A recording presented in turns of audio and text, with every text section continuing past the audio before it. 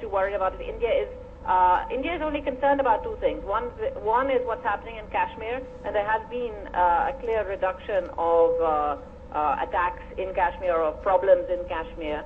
And the second thing is obviously the issue of terrorism or sponsored terrorism on its own soil. So I don't really see the connection with the operation in Swat. All right. Dr. Manmohan Singh is being criticized by Indian media and the other opposition parties in India. Do you think this criticism will create some political disturbances in India, in the parliament and in the general public? Because it is then the impression is that Dr. Manmohan Singh has surrendered. Yes, I think that's exactly what you say is exactly correct. To the opposition party and to perhaps the common man in India, it looks very much like Dr. Manmohan Singh is giving in to outside pressures to talk to Pakistan, because on the ground in India, across the establishment, there was a demand that Pakistan should be seen to be doing something before the peace talks start again.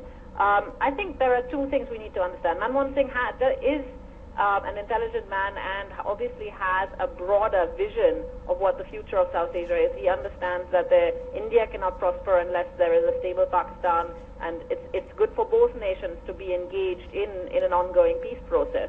But the other thing you also have to see is that India has been talking to Pakistan as part of the peace process without giving an inch.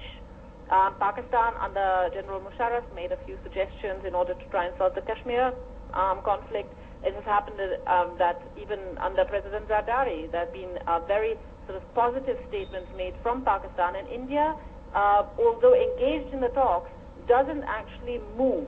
Now, I think this sort of stalling is part of this government's tactic.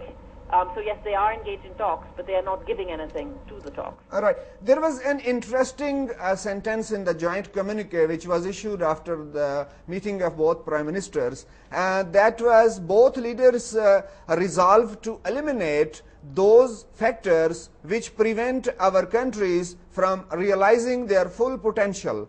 How do you explain? What do you read from this sentence? Well, this is a problem because these kind of sort of diplomatic sentences don't actually mean very much. One can interpret this in any way one wants. One can interpret it politically, one can interpret it economically. I mean, ultimately speaking, there could be much higher trade between India and Pakistan. If they're talking about eliminating any barriers to prosperity or for both countries to do well, one of the first things you need to eliminate is are the trade barriers. Ultimately speaking, Pakistan gets its tea from Kenya and not from India. India imports things it could get from Pakistan from elsewhere.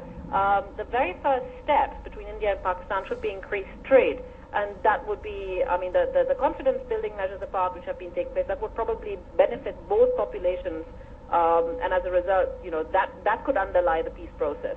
But will the two governments do this? It's questioning. I think what happens is that you have these big statements at the end of these meetings, and then very little happens to follow on. So you can read anything into this. All right. There are some rumors and some analysis, especially of a senior journalist in India, Bharat Verma. Other day he was commenting, and he wrote an article. It said that the regional situation can get worse in times to come, especially because China's internal strife, and to divert the attention from its internal problems, China can attack India. Since you are expert in the whole regarding the whole region, so that's a bit out of this proportion. But can you comment on it? My personal feeling is that at this particular moment, even with the problems that China is facing domestically, is that it's not in its interest to have a war going on. That doesn't mean that might never happen. I think China is disturbed. I'm not a China specialist, but I do look at the foreign policy aspect of things regarding India and China.